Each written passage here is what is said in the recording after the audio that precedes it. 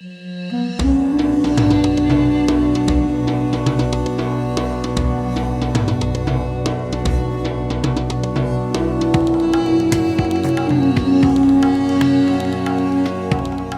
Grey Fleet.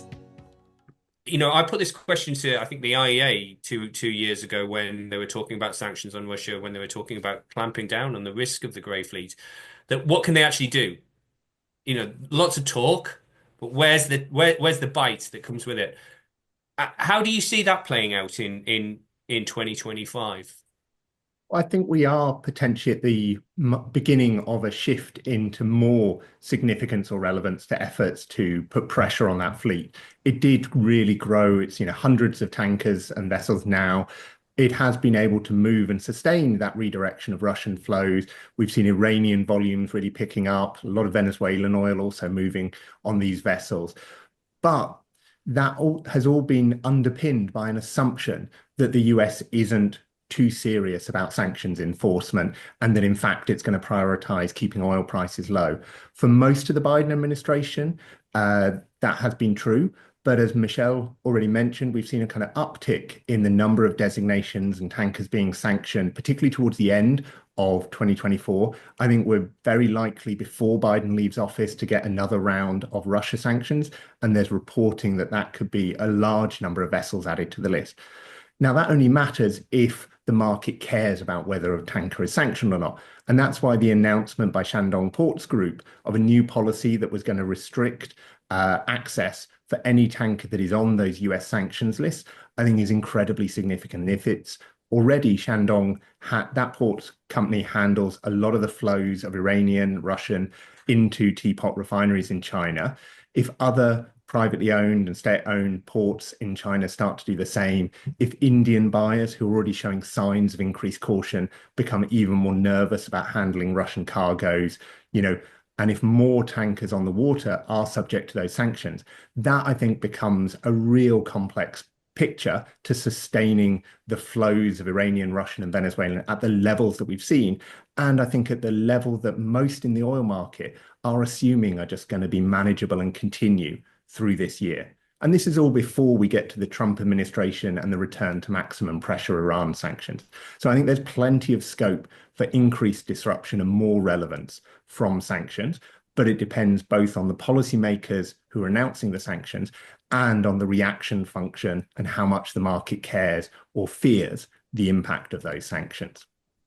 Because, I mean, Dated Brent's on a bit of a tear at the moment when we were pushing an 80 handle earlier this week. I think it eased back a little bit yesterday, but we're still in the high 70s. Where do you see crude going as a consequence of this? Well, I think we can definitely see crude moving and Brent into the 80s this year. There's still big headwinds. Demand growth is underwhelming. We've got quite a lot of growth outside of non-OPEC, outside of OPEC Plus, although that did disappoint in places like Brazil last year. And I think there are question marks for some of that growth again this year. But critically, we've got a lot of OPEC and OPEC Plus spare capacity on the sidelines. So I think prices can move higher. I think the market will be tighter than a lot of consensus estimates suggest. But I think that tightness will then allow Saudi Arabia and the other OPEC producers to start bringing barrels back. So there's, absent a major geopolitical escalation, I think there's limited pressure for Brent to move kind of to the 90s or $100 a barrel for any length of time, but it can end up averaging higher than last year. And I think it certainly in the short term can keep grinding upwards because there's a series of factors that are more bullish than bearish. And that brings me to you, Richard, and the Strait of Hormuz and the Persian Gulf, because we nearly got to that point later last year, with the boiling point that Israel and Iran reached with each other. We had the Iranians, a lot of evidence from tanker tracking, from satellite imagery of the Iranians sending tankers away from their main loading point in the Gulf. There was a lot of concern, I believe, in the market at that time. Certainly, we were reporting this from our sources in the market that Israel could actually target these Iranian tankers in port. So it's not totally beyond the realms of imagination that this could happen. A first, almost, Richard. It's always been there or hanging over the market for decades as a tail risk. And, you get an IRGC commander making some comments about how they can rain fire on on the Strait of Hormuz, and you get some headlines from that. But I think the calculus for what would actually lead us into that scenario and what would Iran stand to gain from trying to do that and what kind of reaction would it face has always been a strong disincentive. But I do think that Iran-Israel tensions are going to remain high this year. And I think Iran-US tensions and more broadly, Iran's tensions with all of the Western countries that have been so focused on its nuclear program are going to be a key topic for markets to follow this year. There's a lot of concern, not just on the incoming Trump team, but also in European capitals about the expansion of Iran's nuclear program. And there's a fear that because Iran's regional proxies have been so diminished, Hezbollah has been heavily degraded, Hamas the same. The Houthis have become more prominent, but are losing a lot of their capacity over time. So if Iran can't rely on regional proxies to deter Israel and to protect it, then does the attraction of developing a nuclear weapon change and become higher? And in that scenario, you can definitely see some big kind of escalatory risks. They're not certainties, and there will be an effort, I think, and a push for diplomacy first, but that is all likely to encourage more use of sanctions.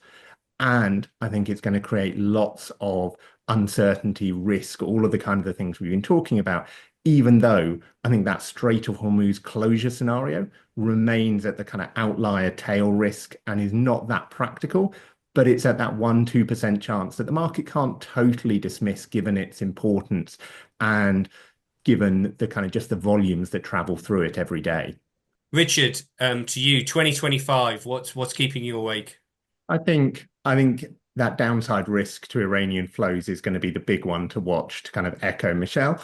And I think the other side of it, which is maybe not discussed enough, is that China may not be that fussed about defending the rights of private teapot refiners to access that sanctioned crude because Beijing wants to reduce the capacity, is frustrated about tax compliance from those refiners. So I think we may not see as much diplomatic pushback and even a bit of willingness, and perhaps this Shandong announcement is the first early sign of that, that this could be a concession or a bargaining chip for China, reducing these flows in what is going to be a much broader US-China, Trump-Xi confrontation that I think is going to be the big overriding story, along with all the noise and the tweets or the social media posts we're going to have to deal with. I think US-China confrontation is the big meta story for the year.